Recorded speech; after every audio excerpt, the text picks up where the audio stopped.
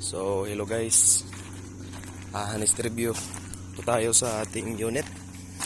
Isuzu 4BE1 mini dump truck. So, tatagal nga ba itong Isuzu 4BE1? So, ito po ay 4 years old na po yung ating unit. At i-reveal po natin kung ano yung kadalasan nating inaayos o ano po yung kadalasang problema nating inaharap sa ating unit. So first po ay ito po talaga yung problema ng Isuzu 4BE1 mini dump truck. Kasi yung axle bolt niya po is 6 lang.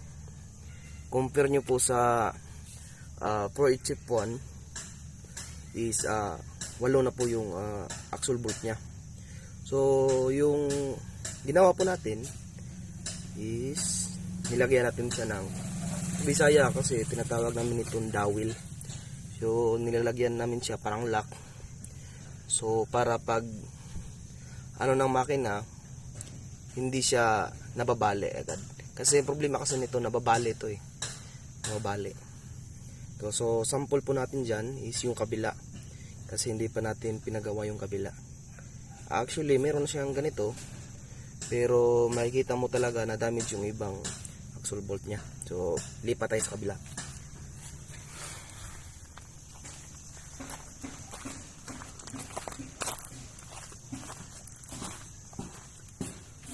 So atan,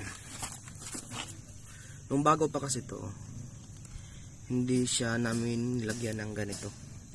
So hindi pa namin alam kung anong gagawin. So ginawa namin, in-oversize namin tong mga bolt ng ating mini dump truck unit. So ganun pa rin, napuputol tong mga bolt, napuputol. Yung iba is andun pa sa loob, nababali. So papagawa natin to. So ito ginawa namin, in-oversize. Dati is 14 lang to, ginawa naming 17 ata to mm. Tapos nilagyan na rin namin ng dowel. So dati kasi laging nababali, kasi yung unit natin is lugir. So malakas siya, kaso mabagal. Kaya kaya ng makina, kaya ng differential, pero hindi na kaya ng ating tinatawag nito, ng ating axle bolt. So lipat na naman tayo sa kabila.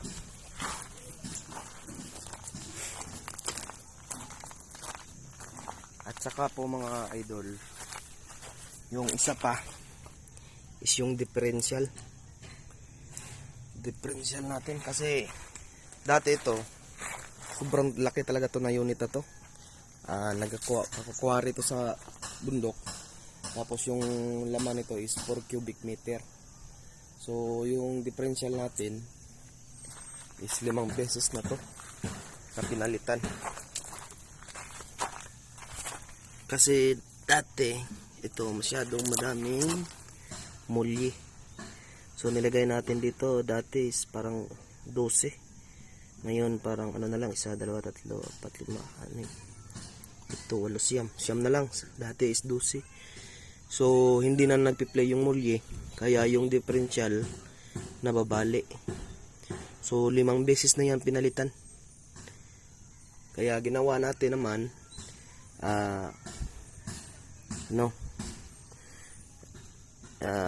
ginawa nating 9 na lang yung mulye. Tapos yung karga natin binawasan natin. So dati hanggang dito yon. So yung sidings niya, so ginawa natin, pinutulan natin, at wala, yan na yon, malit na lang. At saka ano pa ba, sa lining okay naman, hindi masyadong makso yan ang lining. Makina malakas naman. So yun lang talaga yung niya, yung axle bolt, differential, yun lang yung namin. Tapos araw-araw to bumabiyahe mga bossing, araw-araw to bumabiyahe. Tapos 4 years old na siya. Yung ano lang talaga, pag nag-aquary, mulyi. Dati, yung mulyi natin, sa isang linggo, nagbabali ng 4, 3. Parang ano na lang yun, basic na lang yun pag nag-aquary ka. Kaya ginawa namin, pinaano muna namin yung sasakyan.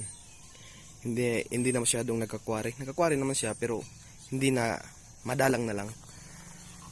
Kasi yung bilis talaga masira pag ano.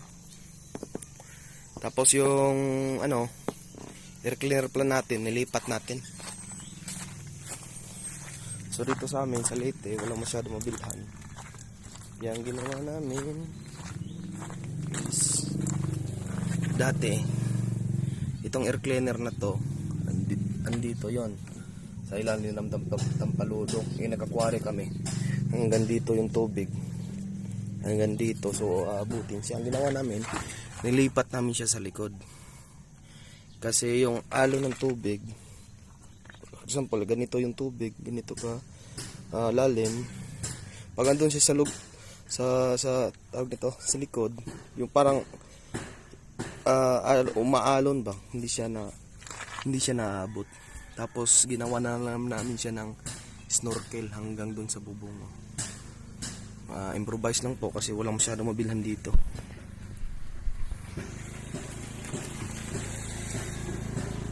So